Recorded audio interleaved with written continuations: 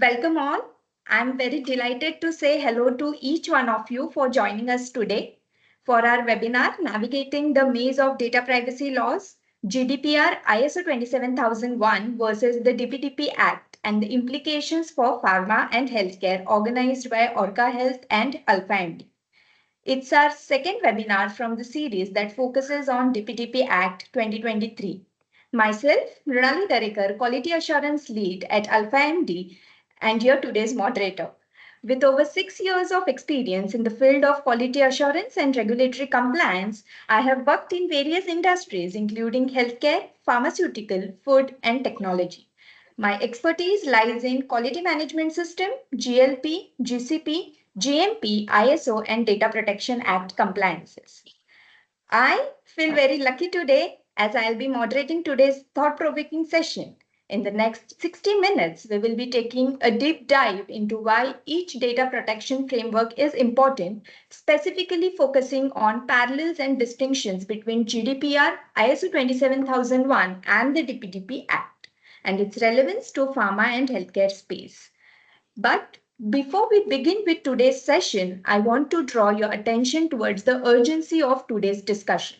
In an era where the personal data is digitized a lot across various sectors, ensuring their safety and privacy is paramount. According to a December 2023 report by a non-profit organization, of 25% of the attacks in India result from clicking on the malicious links in emails and websites. Though India is the third largest user of digital apps, less than 20% of them have complete understanding of the DPDP Act, and this has been identified by our recent LinkedIn poll. There are many questions arising, especially amongst the pharma and healthcare businesses, such as we are GDPR and HIPAA compliant, we are ISO 27001 certified. Do I still need to go for DPDP compliance?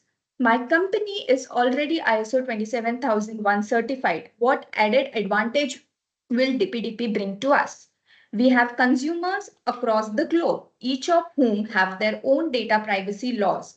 What is unique in DPDP? And is really DPDP applicable to pharma and healthcare sector? And the list goes on. So to answer all these questions, we have an amazing line of speakers today, each bringing unique expertise and insights to the table. And we are happy enough to have such special guests with us. Additionally, we will also understand the need of Orca India Data Protection Mark to benchmark a digital health technologies stated compliance against the Indian DPDP Act. And to make sure we are helping you all as best as we can, we have a chat function and a Q&A function where you can submit all your questions. Feel free to drop your questions or share your struggles, experiences, thoughts, and comments. We will answer your questions at the end of the session. Once again, thank you for joining us today. I hope you are excited as I am for an enlightening discussion ahead. Together, let's navigate the landscape of data protection frameworks in India. So without further ado, let's get started. I am delighted to introduce our first speaker, Mr. Sujit Katiyar, one of the leading data privacy advocates. Sujit Katiyar is a seasoned professional with 25 years of experience and specializes in digital healthcare, regulatory compliance, technology management, data privacy, and data security in the healthcare industry. He is well versed with DPDP Act, IT Act, DISHA, ABDM, SPDI rules of 2011, and international data privacy and protection laws such as HIPAA, CCPA, and GDPR. We are happy to have such strong digital health enthusiasts today for uncovering the parallels and distinctions between India's DPDP and EU's GDPR. Over to you, Sujit sir. Thank you. Thank you. Thank you for a nice introduction. Okay.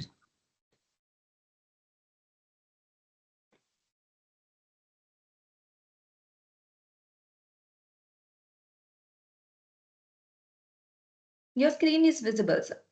Just yeah. So a double screen is visible, right? Correct. Correct. Okay. So I wish to start with some background about the DPDP thing, the Indian Privacy Act. So provisions related to personal data privacy and protection in India started with the Information Technology Act 2000. And then after in 2011, one sensitive personal data and information rules, which was like added to this IT thing, those were enacted. With this pic which I'm showing, it shows that the efforts started around 2017. But actually, with the Aadhaar program start, which started somewhere around 2011, 2012. So that time itself, one effort was made related to data privacy. One committee was formed, and Justice A.P. Shah, he was heading the thing, and some basic guidelines were prepared that time. But and then the actual work started from 2017 post Justice Puttaswamy judgment, which was related to the Aadhaar case. So that's how this Aadhaar is playing. You can see the major role in the journey of the data privacy thing.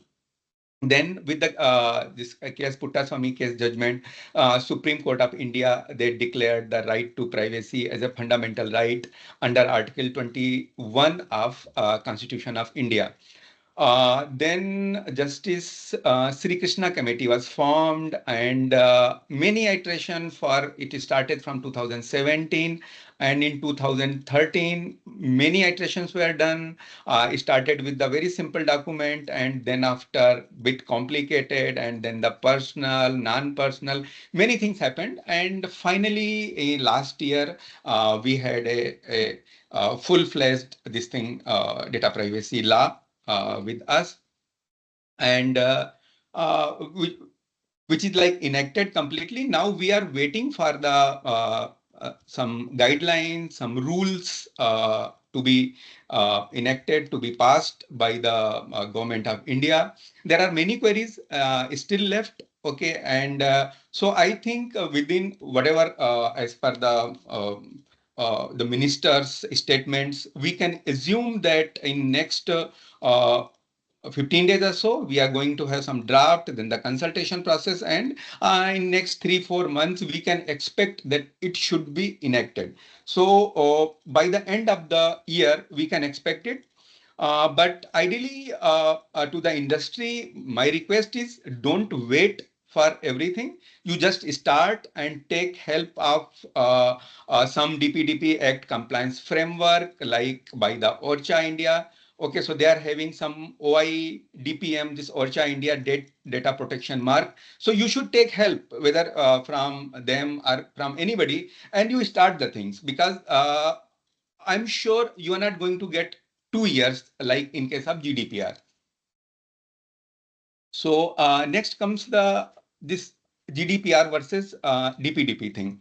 Okay, so before starting this comparison, I would like to mention the two things related to data privacy. Why there is similarity? Why there is a difference?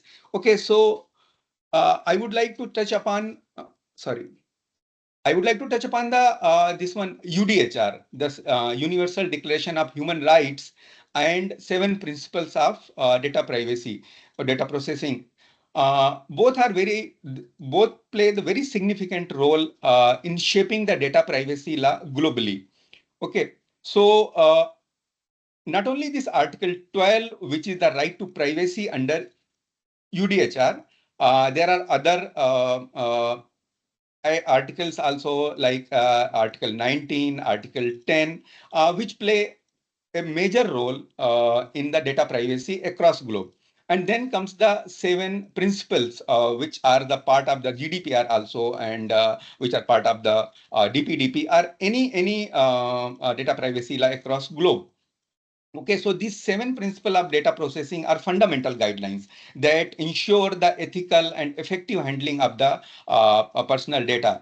These principles provide a framework for ethical data processing, ensuring that personal data is handled with care respect, and that thing provide a trustworthy digital environment. Okay, and now the Digital Personal Data Protection Act and the GDPR. The compare why we are comparing with the GDPR only, this DPDP. Everywhere when any discussion starts like uh, GDPR versus DPDP. So the reason is simple, because GDPR and DPDP Act both are seen as major regulation in their respective regions. EU and India, each impacting large population and economies. Both provide detailed and extensive regulations covering the entire data life cycle from collection to processing to storage to transfer. Also, GDPR is a gold standard, which is widely regarded as one of the most comprehensive and robust data protection regulation globally. So that's why we are comparing with this one. Okay, though there are like somewhere around 2/3 countries, they have adopted data privacy law in some way or other. There are very popular like CCPA. There are like from the Brazil, from the Japan, China. Those are very popular. But we are like discussing with the DPDP, with the GDPR, because the reasons which I mentioned. Okay. Now I'll start with the similarities in both the things. So first is data processing principles. Okay, in GDPR also the same thing, the way I discussed the 7 principles, which both are following, which is related with the lawfulness, fairness, purpose limitation, data minimization, accuracy, storage limitation, transparency. So these things are in both the acts. Okay, though somewhere, because when you go in abstract, when you see in like in not in too much depth, it will look same. Okay, when you go in detail, you might find something here and there, maybe because of some customization, some localization, the way this transparency word, I don't think you will find there. Okay, otherwise, more or less, don't go by the words, but the intention is same for both the things. Then comes the consent requirement. Okay, in case of GDPR, it requires explicit consent from the data subject. Okay, the word which they use for the user, data subjects for processing of personal data. In case of DPDP, requires explicit consent from the data principal for processing the personal data. Okay, a right of individuals.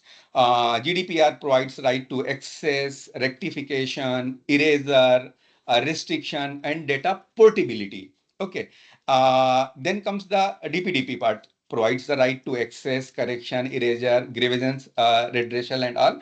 Portability is again not there, still doubtful in case of DPDP thing. Then the stringent penalties for non-compliance. Both are talking about the stringent penalties for non-compliance, which are ranging somewhere around, in case of GDPR, it's 20 million or 4% of annual turnover. In case of India, it's up to 250 crores Indian rupees, that comes somewhere around 30 million euros around. Then comes the accountability and the compliance. Organizations must demonstrate compliance with data protection principles and regulations in case of GDPR and in case of DPDP, both. Okay, now the distinction part, how both are different. Okay, so there are many things there when it comes to the distinction, because GDPR is more prescriptive in nature. Okay, it lays out a specific requirement that organizations need to meet to comply with the regulation. This includes like data subjects' rights, obligation for data controller and processor, and specific procedures for handling the data. DPDP follows a principle-based approach. That's the basic difference. Everybody should take care. Which means it sets out the broader guidelines that organizations must follow when handling personal data. These principles, because it's a principle-based this thing approach, these principles focus on the aspects like fairness, transparency, and accountability. Okay, one more thing, the terminology is different. Okay, in case of GDPR, we are having the data controller and others. Here we are having data fiduciary. They're having the data subject. Here we are having the data principal. So these terminologies are different. Otherwise, the functions and everything are the more same.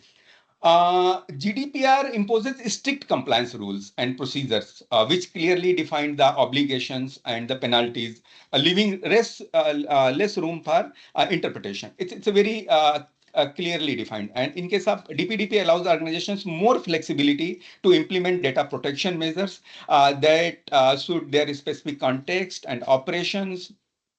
Okay, GDPR is again a rule-based approach with detailed guidelines and how to achieve data protection. Okay, so and in case of DPDP has outcome-based approach. Okay, so these are the basic things as far as the distinction is concerned. Uh, Also, one or two things before I'll go more in detail. DPDP imposes duty even on the data principal.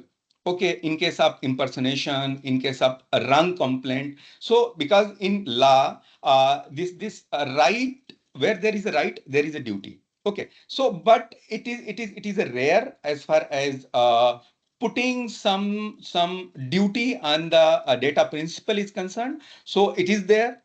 Penalties are also, though it's symbolic, it's talking about some 10,000 Indian rupees, but it's there. Okay, we are having one more unique thing related to this right to nomination. Okay, there are some unique features also in case of India. Okay, coming to the scope and applicability. Okay, because here I have taken five differences and five this one similarities there. Okay, though there are many, but due to time constraint, I'll stick to this thing.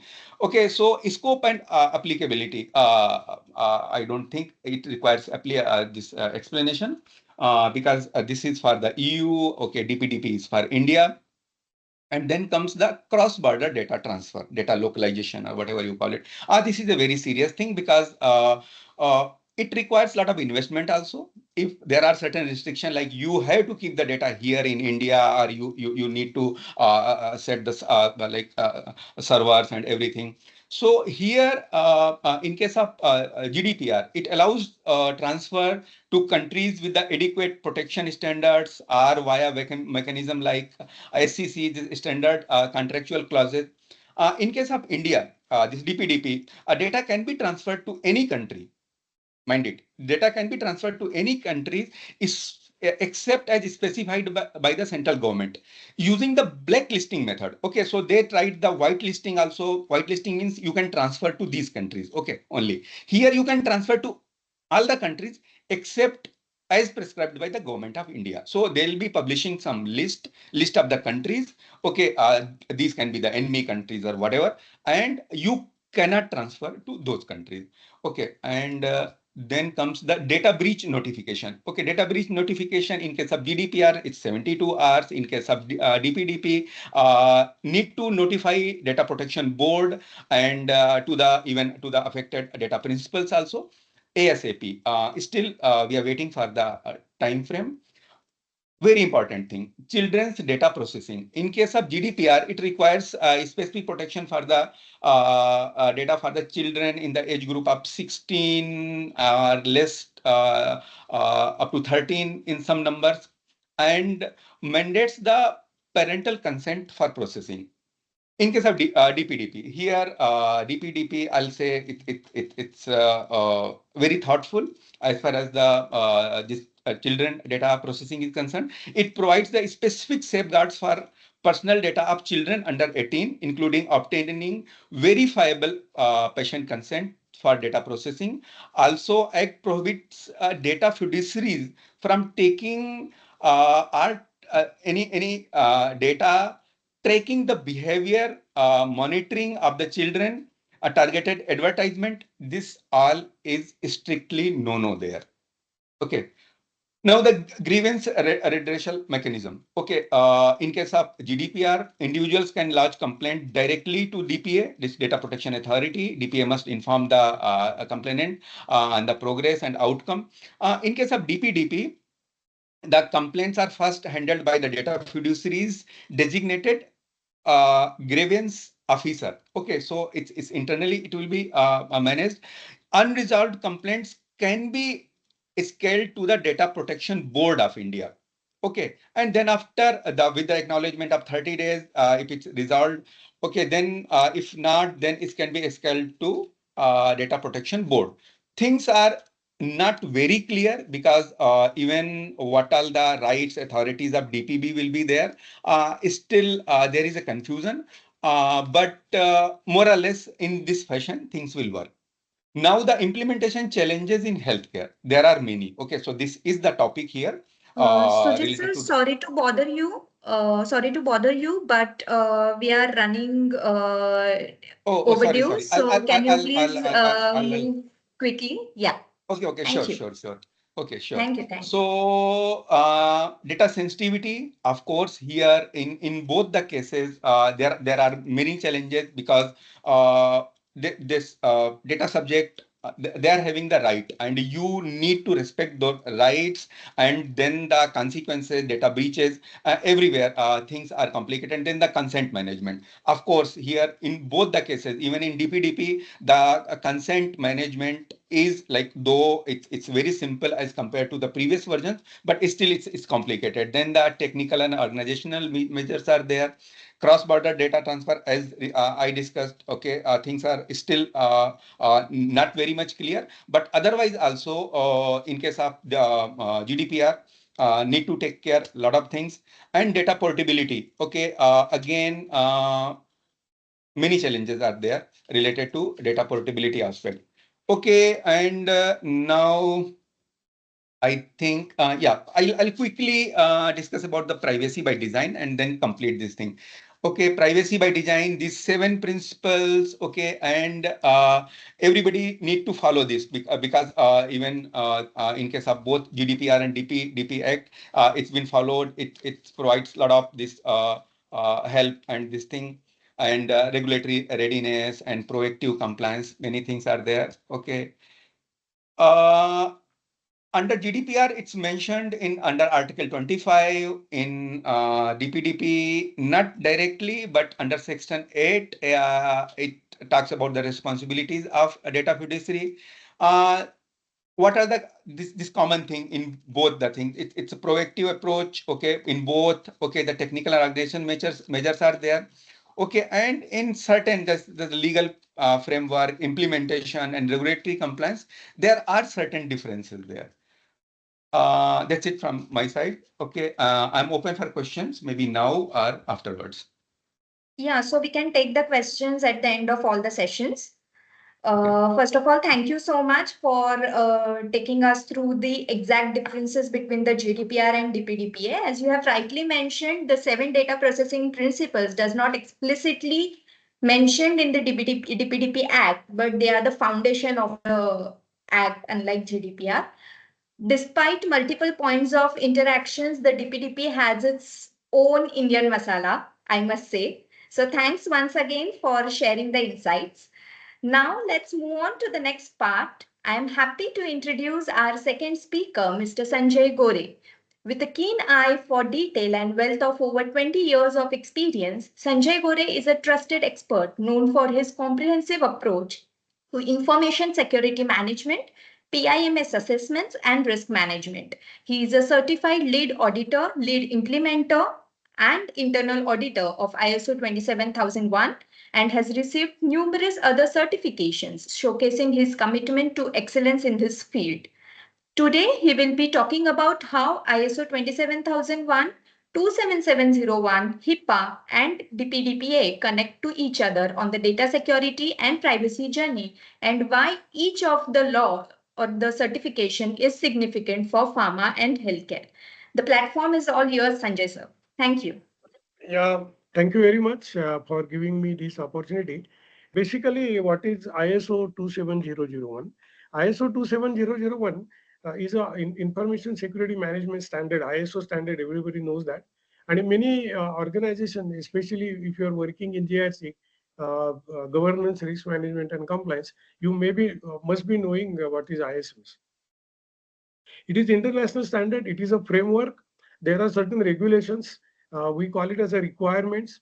And one of the requirements of ISMS is the context of organization, which includes laws and regulations applicable to the organizations.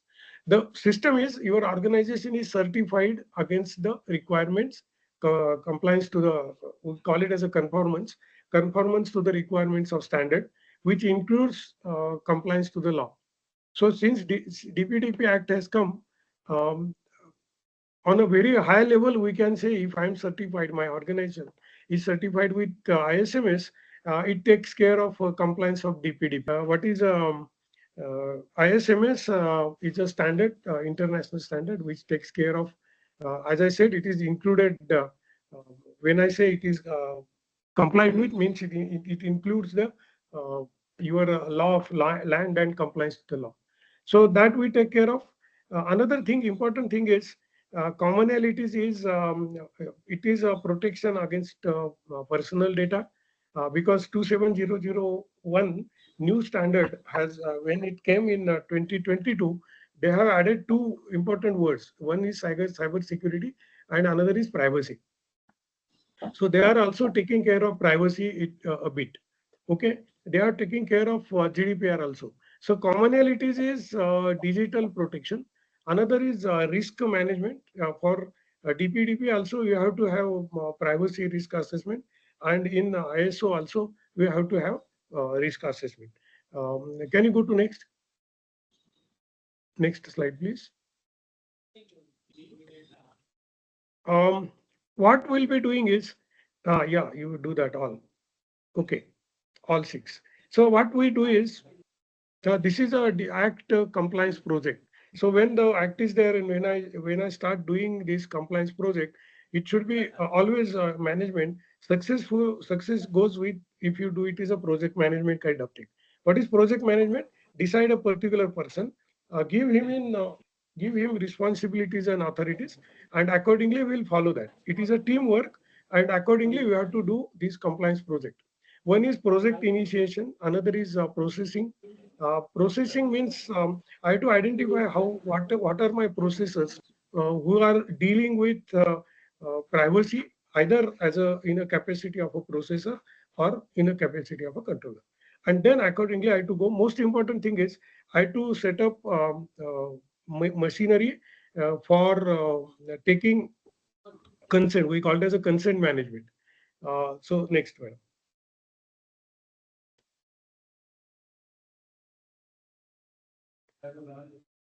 So now we'll talk something about 27701, which is PIMS, we call it as a Privacy Information Management System, which is an extension of 27001 ISMS. And in isolation, you cannot get certified with PIMS. So only section 7 and 8 are added in PIMS, where they are talking of roles, responsibility, authority, and accountability of controller and processors. All other remain same. So it is basically 27001 ISMS, risk management, policy, procedure, everything. In addition, these two sections. So all coming together becomes 27701. The difference is it is basically concentrated on roles, responsibility, and accountability of controllers and processes.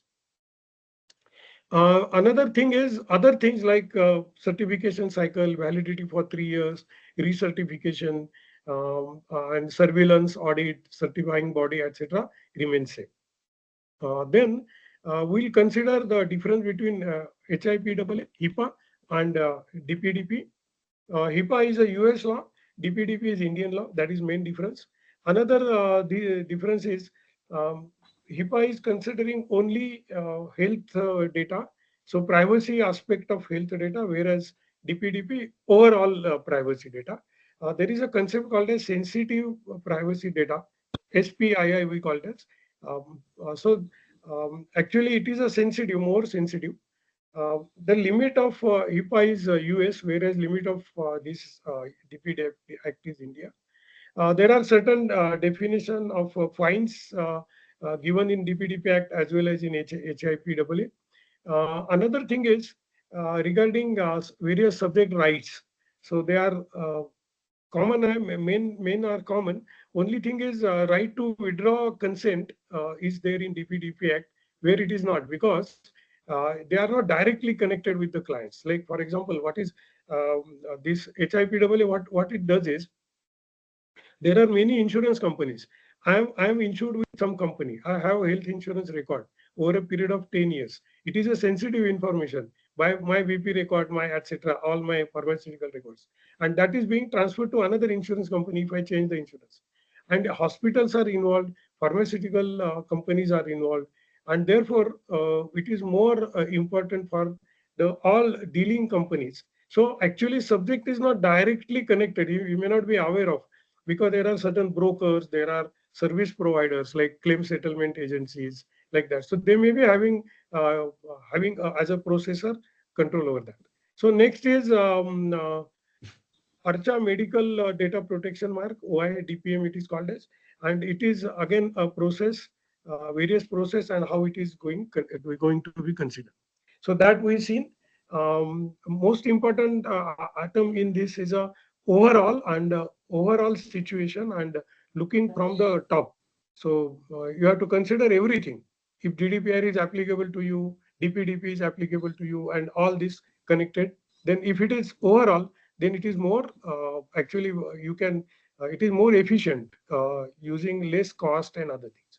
So like that we do. At the last, I say today's interconnected world, compliance is not just about meeting regulations. It is about earning trust, protecting rights, ensuring resilience against involving threats. So, in GRC, in our particular this thing, what happened is resilience, privacy, artificial intelligence, and cloud. These 3-4 items are getting gain, and now the hot cake is artificial intelligence. Prior to that, the hot cake was privacy.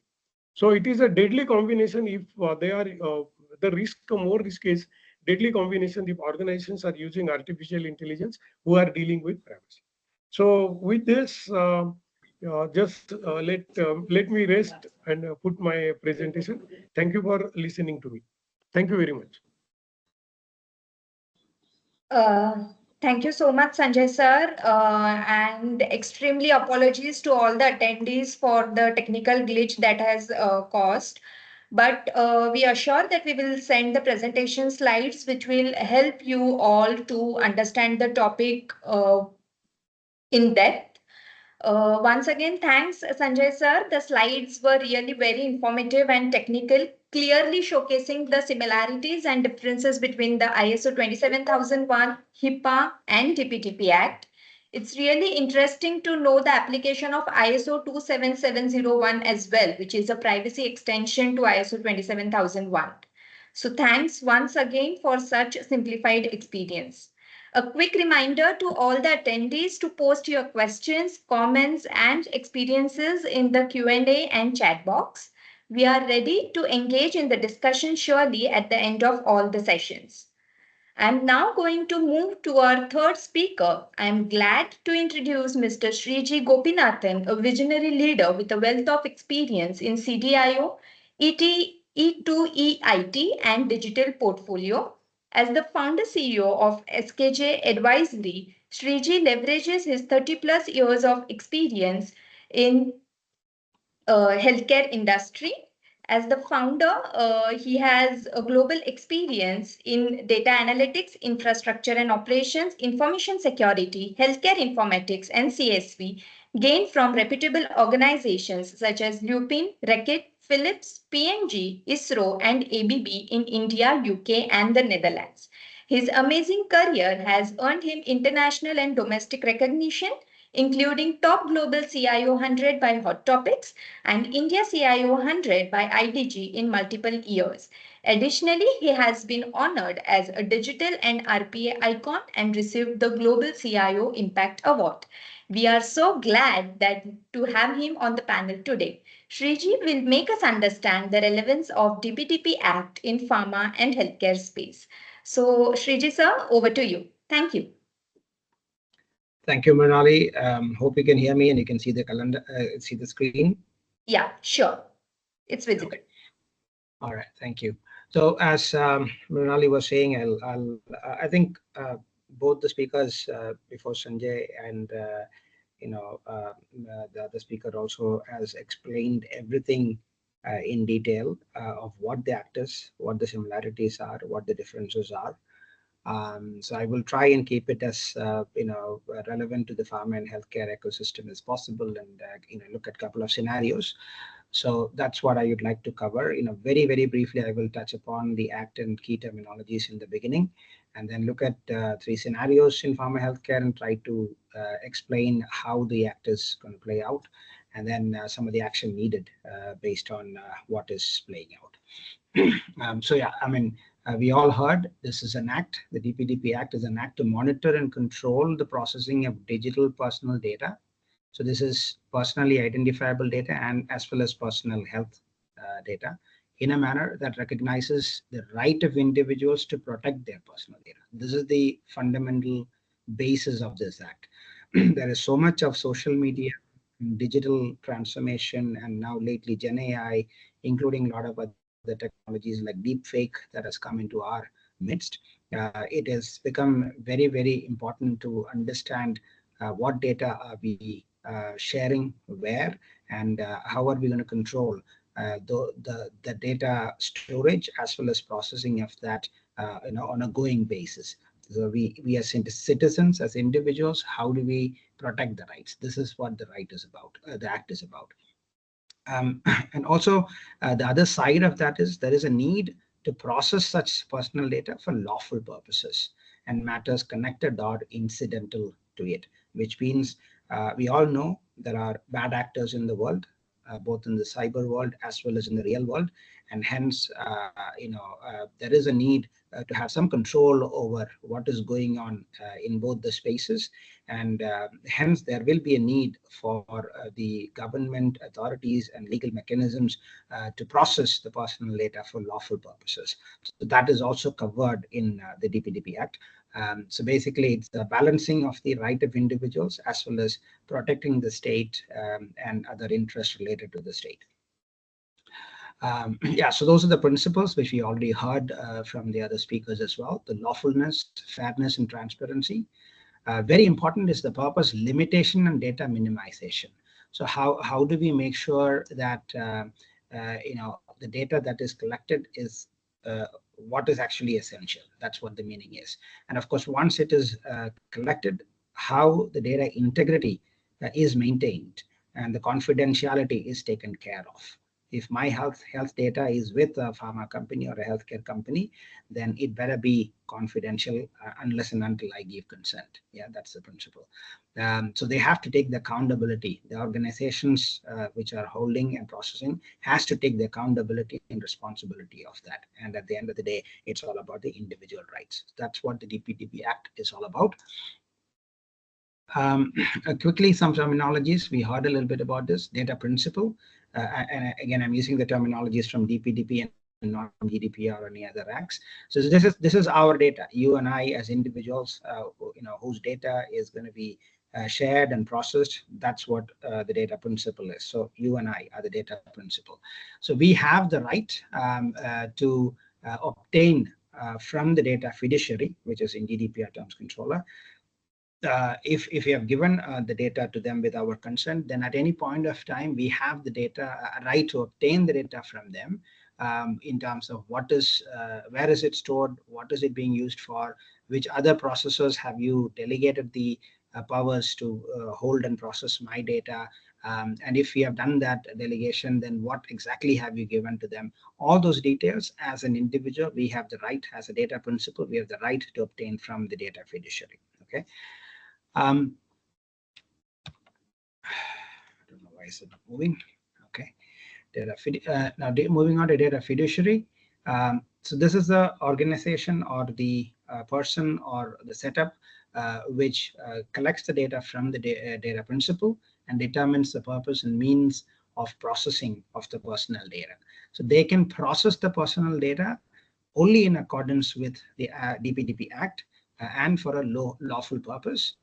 For which you and I, the data principle, has given the consent. And if the data fiduciary has to process the data without the data principal's consent, then that will have to be for legitimate uses, as I mentioned earlier, as per the lawful requirements.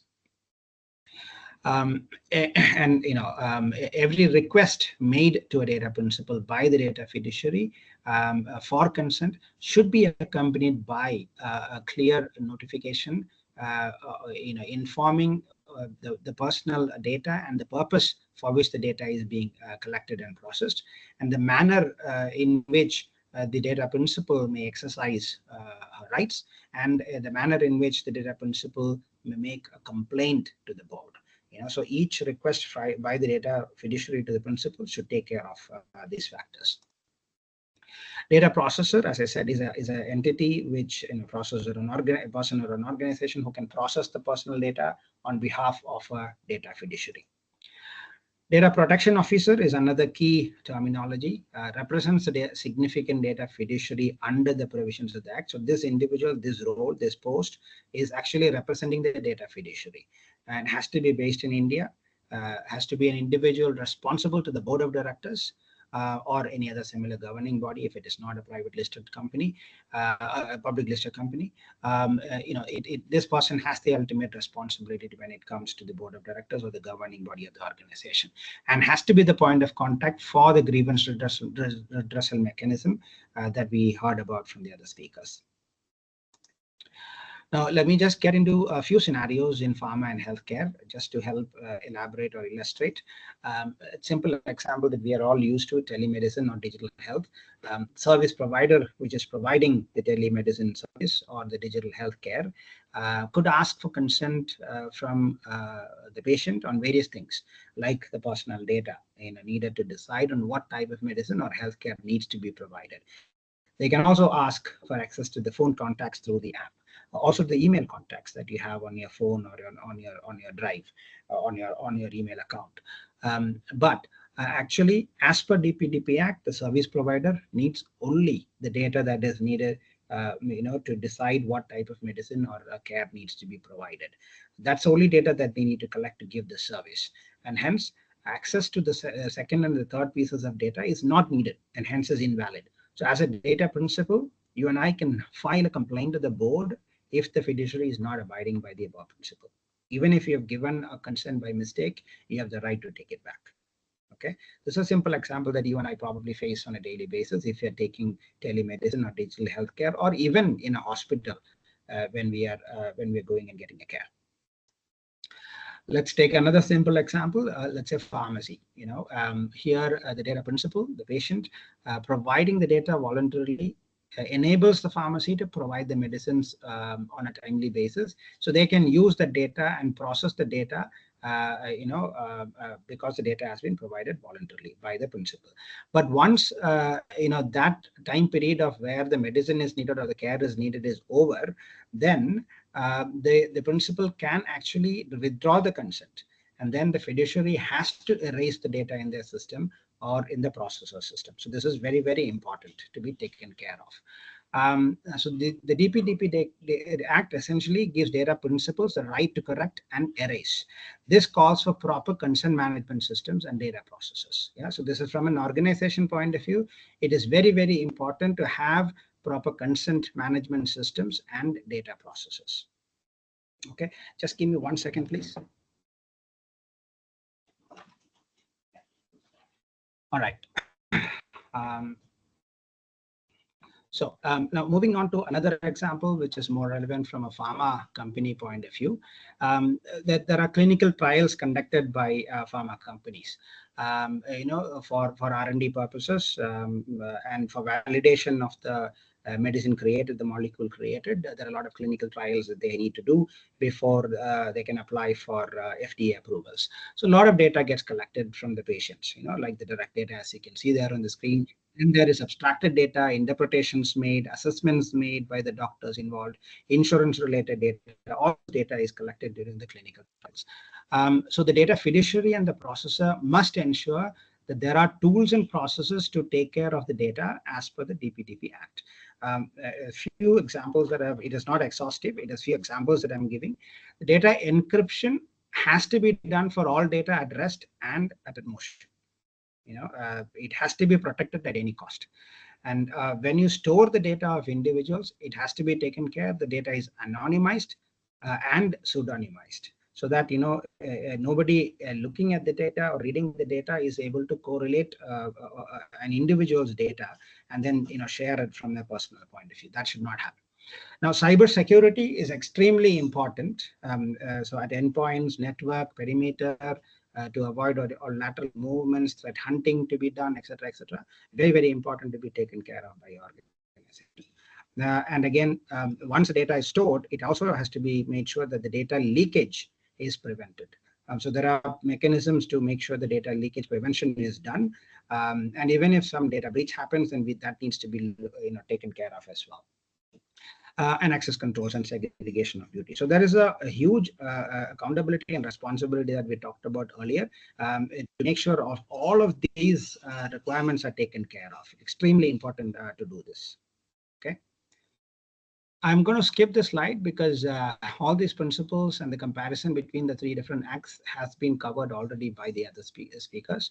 Maybe the only point that I would say, the penalties involved, probably we did not discuss much. There is heavy penalty for the organizations, up to about 250 CR in the case of DPDP Act, up to 20 million euros or 4% of the global turnover, and up to 50K for HIPAA related requirements. Now, last slide for me, the key takeaway. So the question is pharma and healthcare a significant data fiduciary? Absolutely, yes. Yeah, and hence the boards should ensure the risk assessment is done and the gaps addressed. Yeah, extremely, extremely important. This is a board issue.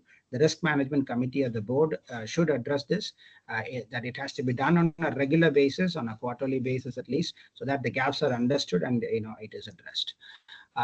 There has to be, and it is not just a job of IT team or a legal team. There has to be a multi-stakeholder team established because the data ownership actually lies with each of the functions. So HR data is owned by HR, R&D data is owned by R&D. So there has to be a multi-stakeholder team made accountable and responsible.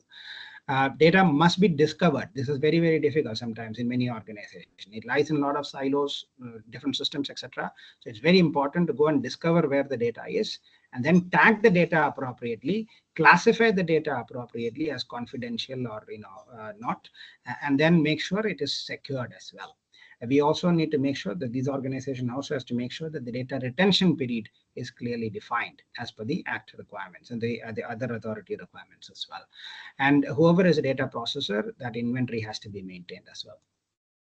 This is another extremely important point. The data is not just residing in your systems. There will be suppliers, vendors, partners, and probably other service providers, outsourcing partners, etc. So there is a data supply chain that needs to be understood, and it should be included in the scope of everything that we discussed so far.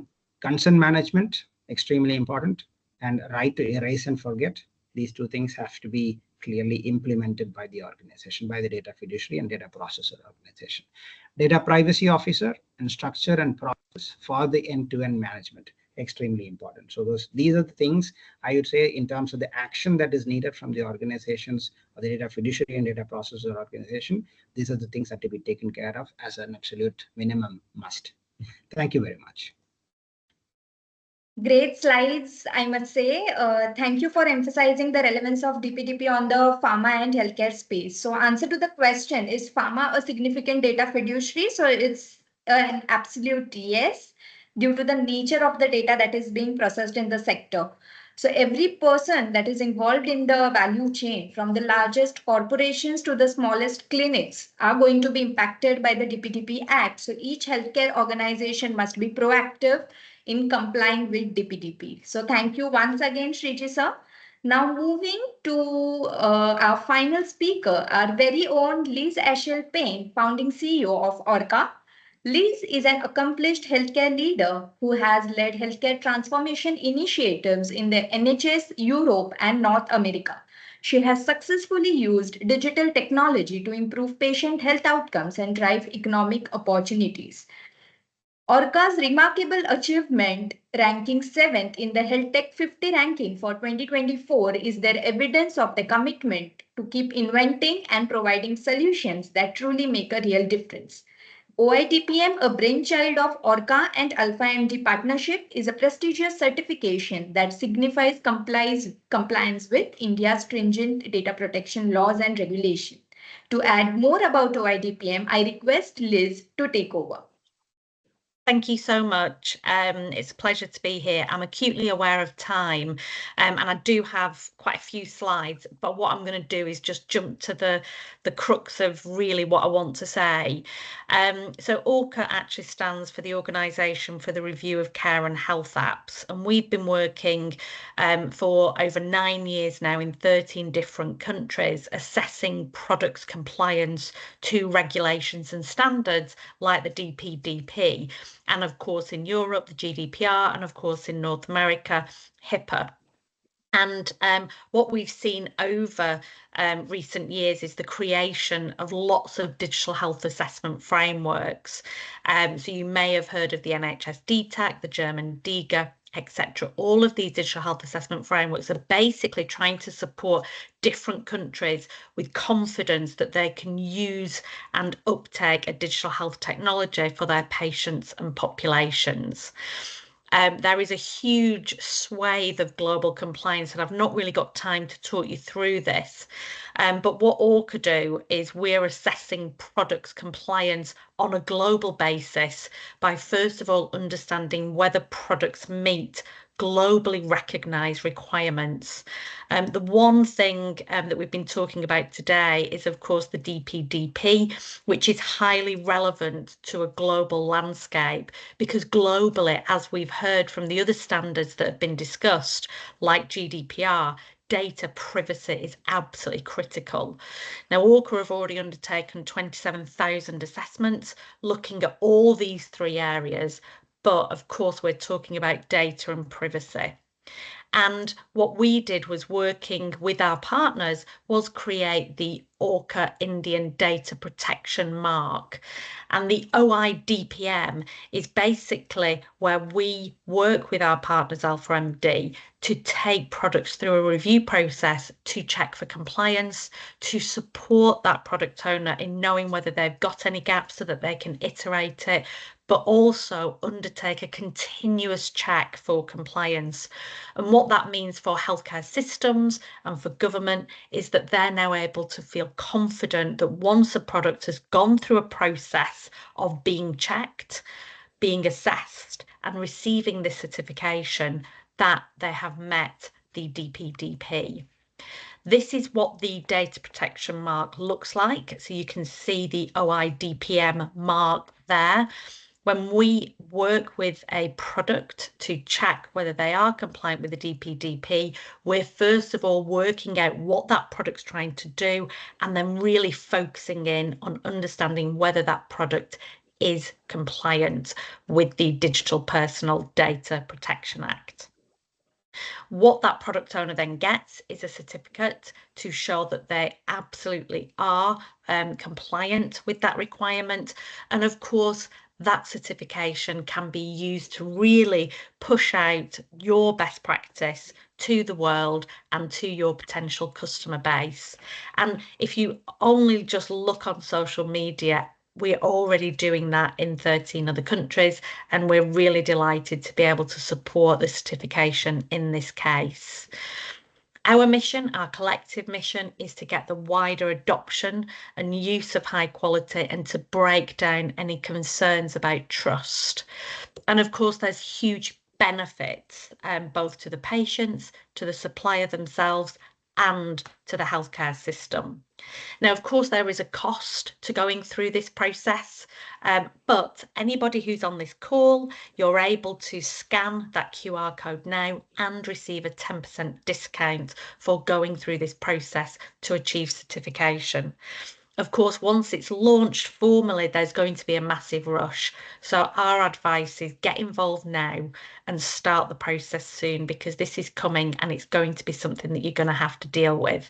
And we're here to help. So thank you very much for your time, and apologies that was a little bit of a rush. Thank you, Liz. So I agree that OIDPM is exceptionally setting new standards for trust and compliance in healthcare technology. And I'm thrilled to share that our own digital health platforms, Liberate Pro and AlphaMD Health, are OIDPM certified. So receiving OIDPM certificate validates one's unwavering commitment to safeguarding patient data. Thank you, Liz, once again for an amazing session. So now it's time to open up to our audience. So there are a couple of questions that I can see, one of which is there any specific procedure, standardized procedure to appoint the DPOs? Should I? Yeah, Sujit sir, please. As per Act, there is no standard procedure for this one. Okay, so Act talks about the significant data fiduciary. Okay, significant data fiduciary, it's been mandated. Like you have to have the DPO. Okay, and for significant data fiduciary, there are multiple criteria based on the volume of the data and the sensitivity of the data. It's not like only the volume will be the deciding factor for this thing. And appointment of DPO will be done by data fiduciary. Okay, and Act is not talking about anything about what are the qualification and other things. Okay, but obviously somebody who is having the experience and some expertise in the Data Privacy Act and other things will be required. So I think that answers the question there. Yeah. Okay. So next question from my side is for mid-sized companies, being a DPDP compliant can be a budget constraint kind of thing. So how do they prioritize mid-sized companies or smallest clinics, smallest healthcare organization, how they can prioritize DPDP compliance?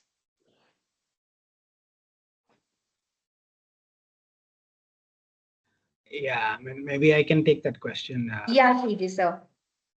Yeah, so I mean, it is, there is a view that the organizations who is processing private data that need to that it needs to be taken care of. Now there are solutions in the market with all kinds of complexity and price levels. So there are people who can advise as well on this. So if you take a cybersecurity requirement, there is one solution which can be like very, very expensive in the market, which is there, but at the bottom of the pyramid also there are solutions which are there which are not so expensive. So this is a cost of doing business which will have to be considered. If you are processing personal data or personal health data, there has to be one way or another protection that needs to be taken care of. But then you need to figure out what is the right solution for your organization at what cost level. That's something which you cannot escape. Okay. Thank you, Sridhar sir. So if there are any more questions, feel free to connect with us and we are happy to answer them. Due to time constraints, there is not possibility to take more questions, but if you have any, surely get back to us and we are happy to answer them. I have launched a quick feedback for all the attendees to collect your feedback, which will help us improve the event delivery and serve you all better in the future. It won't take much time, so I request each one of you to cast your say on the 4 poll questions displayed on your screen.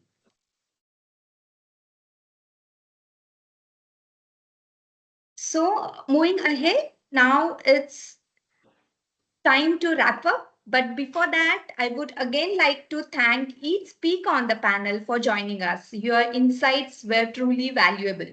To hear individual expertise really came shining through. Thank you very, very much. I would also like to thank each attendee for taking out time for joining in shaping the digital health delivery in India. Glad and happy to have such great and receptive audience. We would love to continue this conversation on the socials using hashtag OIDPM. So if you have any comments, thoughts, questions, please do comment on our LinkedIn page. Also to visit our website www.alphamd.com for any further information related to OIDPM. You can download the white paper and product specifications as well. To conclude today's session, it is clear that each law or standard is fundamental when it comes to data protection. Patients' trust will continue to rise when they believe that their data is secure, and it will additionally foster open communication between healthcare providers and patients, encourage prompt care seeking, and improve adherence to treatment plans for better health outcomes. And this can only be achieved through adopting best industry practices and latest trends in data protection. So this is not an end for Shion. We will definitely conduct more webinars like this in the future with more detailed topics. Looking forward to have everyone again for upcoming events. Till then, stay compliant, stay vigilant. Once again, thank you very much. Thank you. Thank you very much. Thank you. Bye. Bye. Bye. Bye. Thank you.